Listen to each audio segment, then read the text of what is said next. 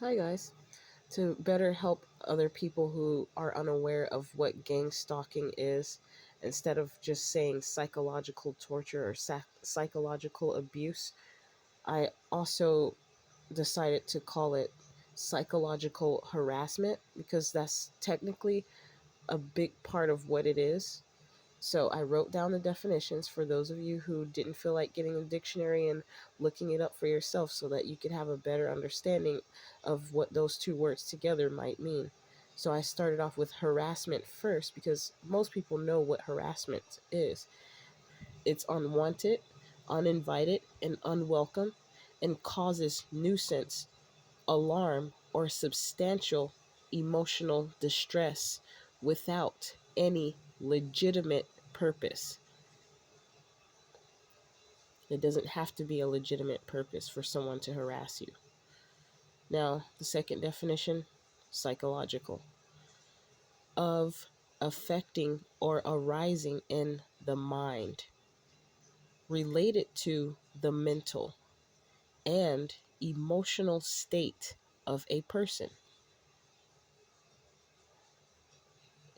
It's in the mind and it does affect your emotional and mental state. It's harassment because it's unwanted, it's uninvited, and it's unwelcome. It causes a nuisance, alarm, and substantial. They said or, but in my case, it causes all of those things. Substantial emotional distress without any legitimate purpose. And the things that I was going to use the word illustrate in my videos when I show the different things like the tactics that are used by these anonymous groups of people, and some of them are known, so some are not anonymous. They do it, and what I'm trying to do is gather up a bunch of different documented evidence of how time after time, like Sydney Lochner's song, time after time, doo-doo-doo. That's all they do. It's the same old thing over and over and over and over and over again. That's pretty much all it is. It's psychological harassment. They want you to go crazy. This is how people go crazy. You can clearly see it affects your mental and your emotional state. It causes substantial emotional distress. When you're being harassed, it affects you. And this is what they do, but they do it in subtle ways. And when I say they, I'm speaking on people who work closely with corrupt government officials and sororities and fraternities and different organizations that have corrupt people working with one another to take down or to harass basically individuals that are whistleblowers, especially if they couldn't set you up to kill you and they want to make it look like an accident, potentially um, suicide, which is one of their favorites. They do it all the time in the industry, movie and music industry. You see it all the time. Whitney Houston and her daughter wind up dying the same way, allegedly. And how silly, like, do you see how that looks though? But Bobby Brown, he's still alive. He's still okay though. Only his wife and his daughter died the same way. If you ask me, it looks sort of like a ritual at the same time. That was just an example. And mostly because one of the people who came yelling at me, dangling their Bluetooth headset in my face, said, I got my wife on the phone so that I can get in their car when I told them, no, thank you. Never mind about trying to give me a ride when I was walking and it was still daylight enough. And then they turned around and came back around again. And I was reporting and documenting these things, 444.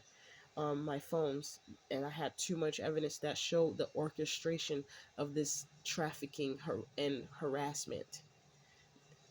Since you're smart enough to see what's going on, they do little subtle things in groups so it can feel like everybody's against you and that you can't trust or speak out or speak up about anything to anyone. That's what it's all about. And that's what it's all about. That's what it's all about.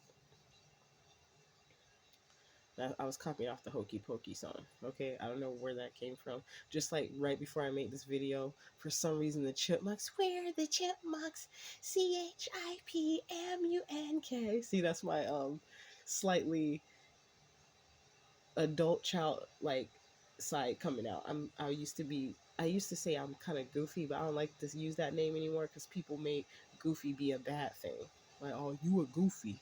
Who, like I said before, the goofies are the people who are sitting up behind the scenes, smiling in your face, but going behind closed doors, 555, working with people in these crooked organizations. And maybe the whole organization as a whole isn't crooked, but even the CIA admitted to doing illegal human experiments in your face. And I guess because you guys think because it's the government, it's okay, because you know that you can't go against them or hold them accountable for it because of your fear. And that's why they try to keep us in fear. They don't want to be held accountable. Is exactly what narcissists do. Blackmail. Blackmail is one tactic to keep someone in fear. They do it, like someone was saying, they do it to their own members. Everybody has a secret about somebody, about something that someone else did.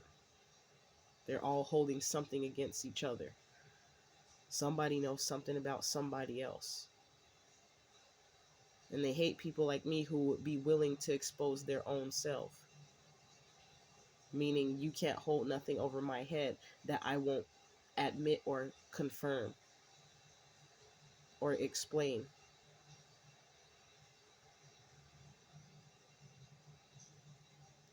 So yeah, psychological harassment is their go-to game. And another thing I wanted to say, instead of gang stalking, is almost safe to say game stalking, because they're playing a game.